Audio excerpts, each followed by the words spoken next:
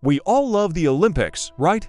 The thrill of victory, the incredible feats of athleticism, the unity of nations coming together. It's a beautiful spectacle, but have you ever stopped to wonder what's really going on behind the scenes? Beyond the cheering crowds and the gleaming medals, there's a much darker side to the games, one filled with corruption, scandal, and a shocking amount of money changing hands. Today, we're pulling back the curtain to reveal the uncomfortable truths the International Olympic Committee, or IOC, probably doesn't want you to know. Let's start with the bidding process. How does a city get chosen to host the Olympics? You might think it's about having the best facilities, the most beautiful location, or the strongest plan. And while those things matter, the reality is often much murkier. The race to host the games is incredibly competitive, and cities will spend tens of millions of dollars just on their bid. This intense pressure creates a breeding ground for corruption. Bribery is a huge problem. Members of the IOC have been caught accepting everything from cash and lavish gifts to scholarships for their children, all in exchange for their precious vote. One of the most infamous examples is the Salt Lake City scandal for the 2002 Winter Olympics. The bid committee spent over $1 million on gifts and payments to IOC members to secure the games. When this came to light, it caused a massive uproar, leading to several IOC members being expelled or resigning. But did it stop the problem? Not really. The culture of gift-giving is deeply ingrained. Allegations of bribery have continued to surface for subsequent games, from Rio to Tokyo. It raises a serious question: are the games awarded to the most deserving city, or simply the one willing to pay the most under the table? Once a city wins the bid, the spending goes into overdrive. Host cities pour billions of dollars into building brand new stadiums, Olympic villages, and infrastructure. The initial budgets almost always spiral out of control.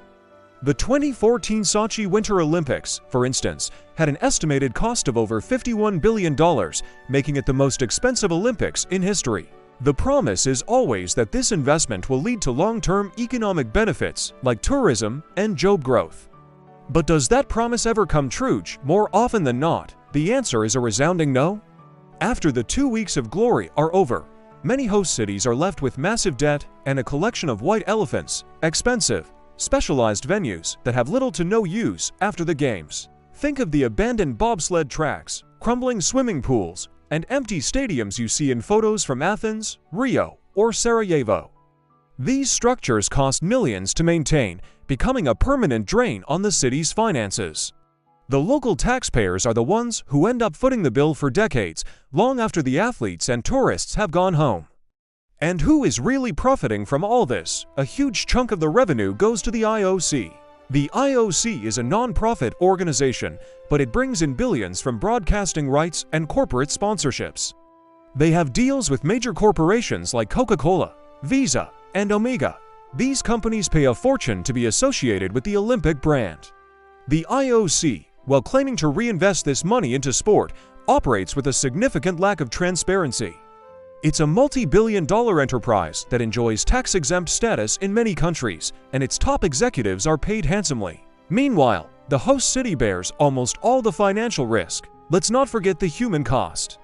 To make way for shiny new Olympic venues, entire neighborhoods are often displaced.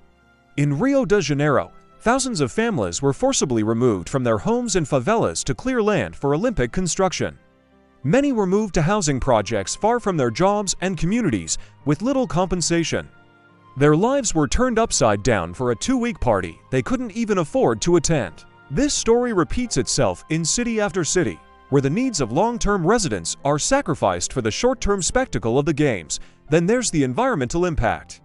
Building massive infrastructure on such a tight deadline often means cutting corners on environmental regulations.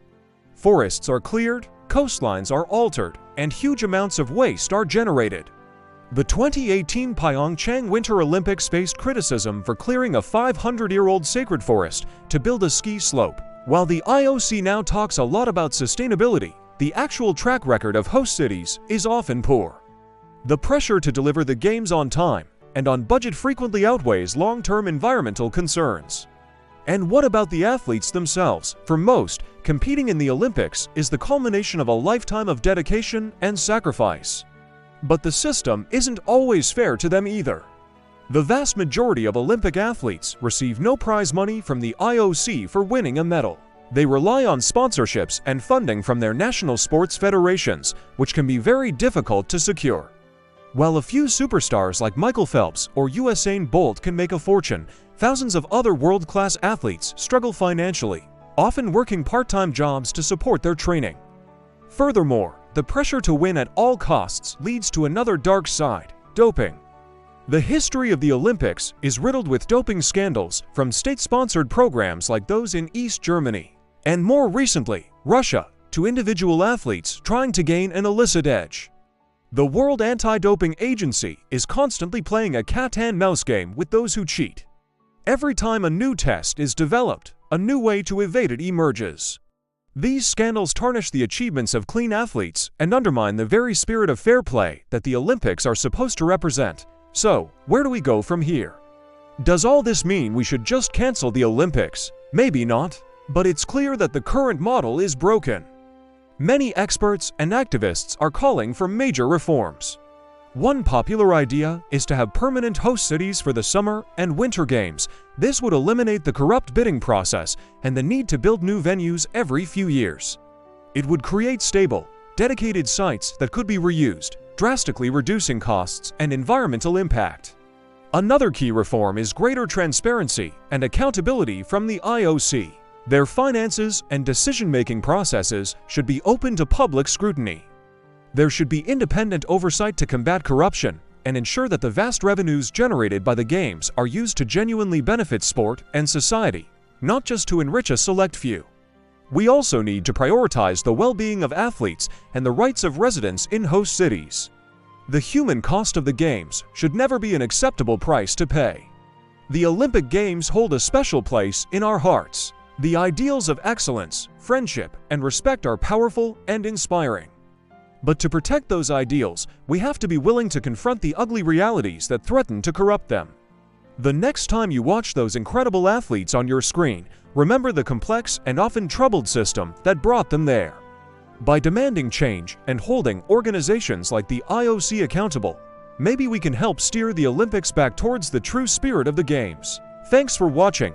If you found this video insightful, please give it a thumbs up and subscribe to the channel for more deep dives into the topics that matter. And let me know in the comments, what do you think is the biggest problem with the modern Olympics? I'd love to hear your thoughts. See you next time.